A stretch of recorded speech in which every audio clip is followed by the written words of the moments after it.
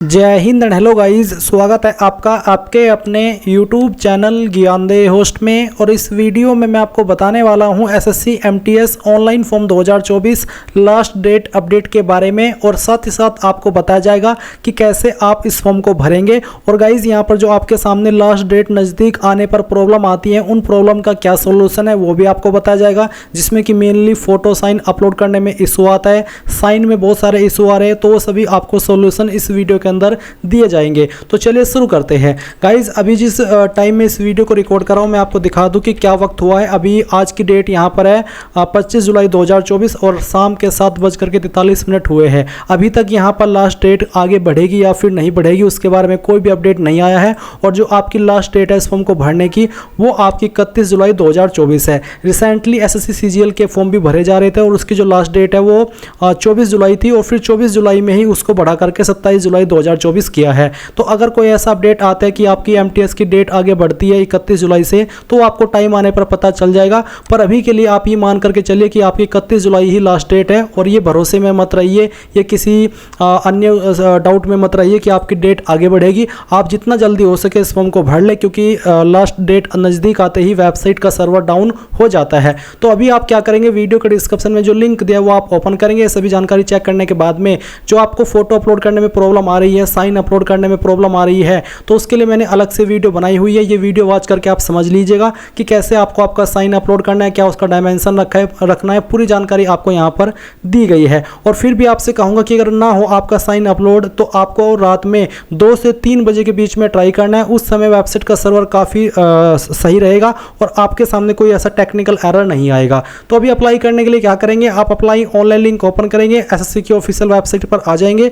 यहाँ पर आ जाने के बाद अगर आपने इस नई वाली वेबसाइट का इस्तेमाल करके कोई फॉर्म भरा है, तो आप डायरेक्टली लॉगिन और रजिस्टर के ऊपर क्लिक करके आपका रजिस्टर नंबर डालेंगे, पासवर्ड डालेंगे और लॉगिन कर लेंगे। पर गाइस अगर आप फ्रेशर है, आपने इस नई वाली वेबसाइट का इस्तेमाल करके कोई फॉर्म नहीं भरा, तो आप यहाँ पर न्यू यूजर रजिस्टर नाउ इसके ऊपर क्लिक करेंगे। अब गाइस यहाँ पर मैं आपको एक स्पेशल जानकारी दे रहा हूँ जो कि आपके लिए काफी इंपॉर्टेंट रहेगी, तो आप इस पार्ट को बिल्कुल स्किप मत कीजिएगा। क्योंकि गाइस जैसा कि आप सब जानते हैं कि आपके SSC MTS के यहाँ पर फॉर्म शुरू हो चुके हैं, तो ऐसे में आप कहीं ना कहीं से ये देख रहे होंगे कि हम प्रिपरेशन करें। तो आपके लिए मैं बहुत ही अच्छा ऑफर लेकर के आया हूं, जो कि एग्जाम दौर की तरफ से है। एग्जाम दौर आपके लिए मात्र 59 में यहां पर एक PDF लेकर के आया है, जो कि आप इसमें 4000 प्लस क्वेश्चन पाएंगे। और ये आपका NCERT based with previous year question paper. इसमें आपको GK GS इंग्लिश एक्सपर्ट शिक्षकों के द्वारा ये बनाया गया है, कोई ऐसा नहीं है कि किसी ने भी बना दिया। तो इसमें जो आपको चीज मिलेगी वो ऐसी मिलेगी जिससे कि आपके पेपर के क्लियर होने के काफी चांसेस रहेंगे।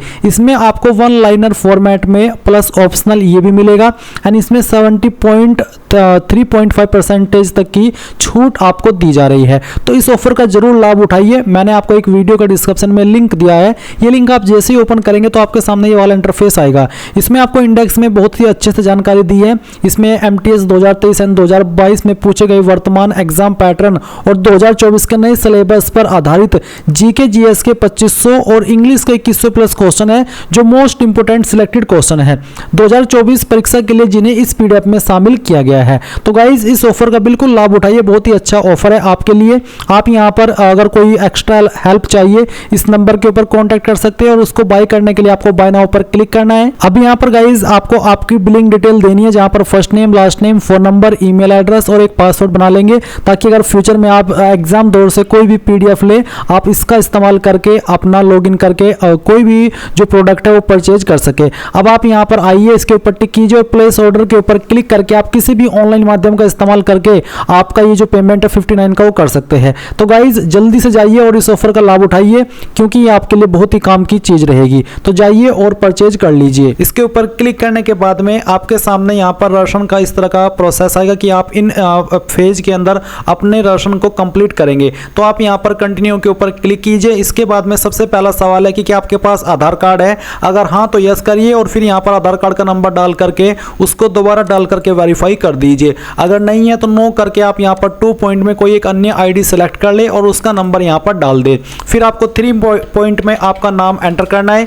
ये नाम आपको 10th के सर्टिफिकेट के अकॉर्डिंग एंटर करना होगा, और उसको दोबारा डाल करके आपको यहाँ पर वेरीफाई कर देना है। फिर 4 पॉइंट में आपसे पूछा कि क्या आपने आपका कभी नाम बदला है, अगर हाँ तो यस, नहीं तो आप नो करेंगे। देंगे। इसके बाद 5 पॉइंट में आपको आपका जेंडर सेलेक्ट करना है एंड देन उसको दोबारा सेलेक्ट करके वेरीफाई कर लेना है। फिर आती है डेट ऑफ बर्थ, तो जो भी आपकी डेट ऑफ बर्थ है वो आप यहाँ पर देंगे। इसमें आपको पहले डे नहीं बल्कि पहले आपको बर्थ का मंथ डालना है, फिर डे और उसके बाद में जो भी आपका ईयर है वो आप यहाँ पर भरेंगे एंड देन सेम वे में आपको यहाँ पर आपका डेट ऑफ बर्थ दोबारा डाल करके वेरीफाई करना है, पहले मंथ फिर डे और उसके बाद में ईयर एंड देन फिर यहाँ पर आपको 7 पॉइंट में आपका फादर नेम एंटर करना है, फादर नेम को दोबारा डाल करके वेरीफाई करना है। 8 पॉइंट में आपको मदर नेम डालना है और उसको दोबारा डाल करके वेरीफाई कर देना है। 9 पॉइंट है मैट्रिकुलेशन बोर्ड, यानी कि आपने 10वीं किस बोर्ड के द्वारा की है। अगर आपका बोर्ड यहाँ पर है तो अच्छी बात है, नहीं तो आप यहाँ पर एक अदर का ऑप्शन देखने को मिलेगा, इसको सेलेक्ट कर लीजिएगा। इसके बाद में यहाँ पर जो भी आपने बोर्ड सेलेक्ट किया उसको दोबारा सेलेक्ट करके आप वेरीफाई करेंगे एंड देन यहाँ पर 10th का रोल नंबर जो भी आपका था वो आप यहाँ पर एंटर करेंगे और उसको दोबारा डाल करके वेरीफाई कर देंगे। फिर आपको ईयर ऑफ पासिंग में बताना कि किस साल के अंदर आपने आपकी 10वीं पास कर ली थी और उसको दोबारा सेलेक्ट करके आपको यहाँ पर वेरीफाई कर देना है एंड देन 12 पॉइंट है हाईएस्ट एजुकेशनल क्वालिफिकेशन, तो जो भी आपकी हाईएस्ट क्वालिफिकेशन है वो आप सिलेक्ट करेंगे, वही क्वालिफिकेशन सेलेक्ट करें जो कि आपने कंप्लीट कर ली हो, जो आप कर रहे हो वो आप यहाँ पर सेलेक्ट ना करें एंड उसको दोबारा सेलेक्ट करके वेरीफाई करें। फिर 13 पॉइंट है मोबाइल नंबर, तो आप यहाँ पर आपका मोबाइल नंबर डाल ली जो कि आप रजिस्टर करना चाहते हैं। जैसे आप यहाँ पर नंबर डालेंगे और उसके बाद में आपको यहाँ पर सेंड ओटीपी करना है, आपके नंबर के ऊपर ओटीपी जाएगा जो कि आपको यहाँ पर डाल करके वेरीफाई करना है। सेम तरीके से आपको आपकी ईमेल आईडी एंटर करनी है,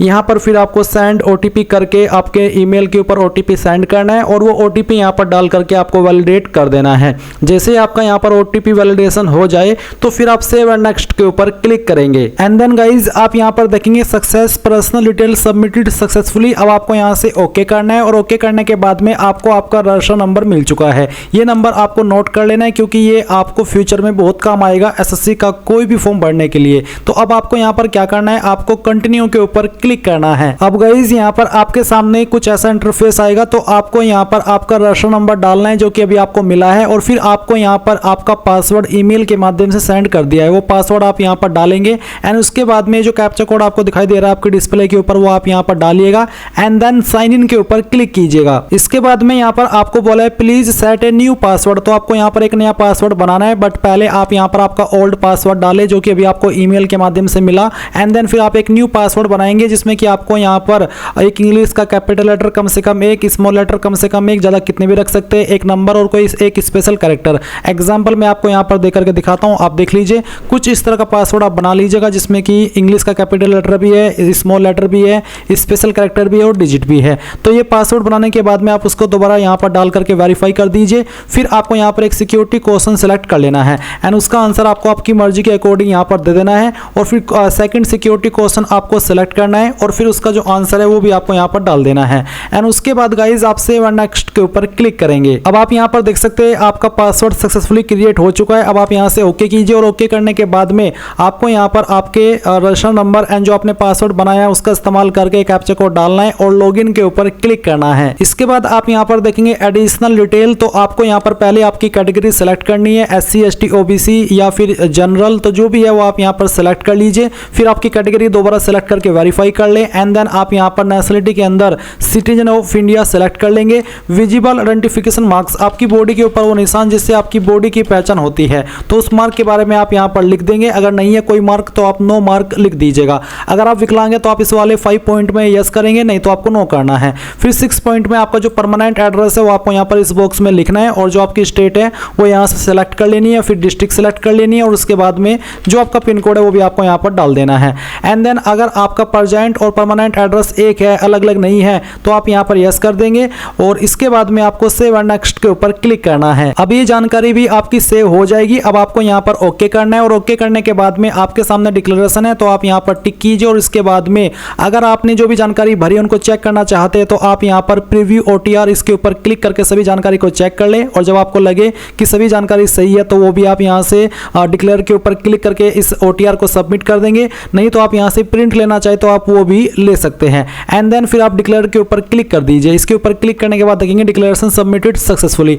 अब आप यहाँ से ओके कर दीजिए। अब गाइज जैसे ही आपका रजिस्ट्रेशन कंप्लीट हो जाए तो आप यहाँ पर लाइव एग्जामिनेशन के अंदर multitasking non technical staff and हवलदार की वैकेंसी को यहाँ पर देखेंगे तो आपको अप्लाई के ऊपर क्लिक करना है। अप्लाई के ऊपर क्लिक करने के बाद में जो जानकारी आपने रजिस्ट्रेशन के वक्त भरी थी वो जानकारी आपको यहाँ पर देखने को मिलेगी। तो आप यहाँ पर फिल फॉर्म के ऊपर क्लिक कीजिए और इन सभी जानकारी को चेक करने के बाद नेक्स्ट के ऊपर क्लिक करके यहाँ से ओके कर दीजिए। अब आप यहाँ पर आपकी नई इन्फॉर्मेशन भरेंगे जो कि है एजुकेशन डिटेल। तो सबसे पहले आपकी हाईएस्ट क्वालिफिकेशन क्या है वो आपको सेलेक्ट कर लेनी है। आप यहाँ पर वही हाईएस्ट क्वालिफिकेशन सेलेक्ट करें जो कि आपने कंप्लीट कर रखी हो, जो अभी कर रहे हो वो आप यहाँ पर सेलेक्ट ना करें। उसके बाद में जो अप्लाई करने के लिए जरूरी क्वालिफिकेशन चाहिए वो 20 पॉइंट में, जो कि 10th स्टैंडर्ड है, तो ये आपकी पास होनी चाहिए। और बेसिकली जब आपने राशन के वक्त जानकारी भरी थी 10th की, वो जानकारी यहाँ पर फैच कर ली गई है। अब आपको यहाँ पर आपका जो स्टेट बताना कि कौन सी स्टेट से आपने आपकी 10वीं की है। फिर आपको यहाँ पर आपका बोर्ड सेलेक्ट करना है। और गाइज यहाँ पर अगर आपका बोर्ड लिस्ट के अंदर नहीं आ रहा है तो आप यहाँ पर अदर्स का ऑप्शन सेलेक्ट करके खुद से अपने बोर्ड का नाम दे दीजिएगा जहां से आपने 10वीं पास की है। फिर आपकी परसेंटेज क्या थी, अगर आपने परसेंटेज में नंबर प्राप्त किया तो परसेंटेज वाला सेक्शन भरेंगे, अगर सीजीपीए में तो सीजीपीए वाला, तो कोई एक ही आपको यहाँ पर भरना है। ये भरने के बाद आप यहाँ पर नीचे सेव एंड नेक्स्ट के ऊपर क्लिक कर देंगे और यहाँ से ओके करेंगे। अब आप यहाँ पर एडिशनल इन्फॉर्मेशन में बताएंगे क्या आप एक्स सर्विसमैन है या फिर अभी सेवा कर रहे हैं आर्म फोर्स के अंदर, अगर हाँ तो यस, नहीं तो आप नो करेंगे। क्या आपको आईसीयू के अंदर छूट चाहिए जो कि SC ST और OBC को मिलती है, अगर आप ओवर एज हो चुके हैं और आपको छूट चाहिए तभी आप इसमें यस करें, अगर आप ओवर एज नहीं हुए हैं तो आप यहाँ पर नो कर सकते हैं। फिर उसके बाद में क्या आप आपकी इन्फॉर्मेशन SSC को देना चाहते हैं फ्यूचर अपडेट के लिए, अगर हाँ तो यस, नहीं तो आप नो करेंगे। चाहे आप इसमें यस करें चाहे नो करें, आपके फॉर्म के ऊपर कोई प्रभाव नहीं पड़ेगा। अब आप सेव एंड नेक्स्ट करेंगे और उसके बाद ओके कर देंगे। ओके करने के बाद में सेकंड सेक्शन है एडिशनल इन्फॉर्मेशन का। तो यहाँ पर आपको पहले एग्जाम सेंटर के लिए प्रेफरेंस देनी है, पहली चॉइस, फिर सेकंड चॉइस, और उसके बाद में जो तीसरी चॉइस आप देना चाहते हैं वो भी आप सेलेक्ट कर लेंगे। मीडियम ऑफ एग्जाम किस लैंग्वेज में आप रखना चाहते हैं, जो भी लैंग्वेज आप यहाँ पर सेलेक्ट कर लेंगे इसी लैंग्वेज में फिर आपको आपका एग्जाम देना होगा। तो यहाँ पर आप लैंग्वेज सेलेक्ट करके उसको दोबारा सेलेक्ट करके वेरीफाई कर देंगे। फिर गाइज यहाँ पर जो ऑप्शन है ये विकलांग के लिए एप्लीकेबल है, आपके ऊपर एप्लीकेबल नहीं है तो इनको आप इग्नोर करेंगे। 26.3 है कि क्या आपको लिखने में फिजिकल लिमिटेशन है, ये भी विकलांगता से जुड़ा ही सवाल है। अगर आप बिल्कुल ठीक है तो आप यहाँ पर नो कर दीजिए। अब यहाँ पर आता है आपकी प्रेफरेंसेस की, आप किस पोस्ट को किस स्टेट में प्रेफरेंस दे रहे हैं। जैसे कि यहाँ पर आपको कोड दिए गए 11-12 इस तरह से, तो आपको यहाँ पर देख लेना। जैसे कि एग्जांपल के लिए मैं आपको देकर के दिखा रहा हूँ प्रेफरेंस। तो मान लीजिए आपको यहाँ पर दिल्ली को सबसे पहली प्रेफरेंस देनी है, तो आप पहले वाले सेक्शन में यहाँ पर 20 लिखेंगे। और उसके बाद में मान लीजिए आपको मध्य प्रदेश को दूसरी प्रेफरेंस देनी है और जो कि MTS की पोस्ट है, तो आप यहाँ पर इस तरह से 45 लिख देंगे।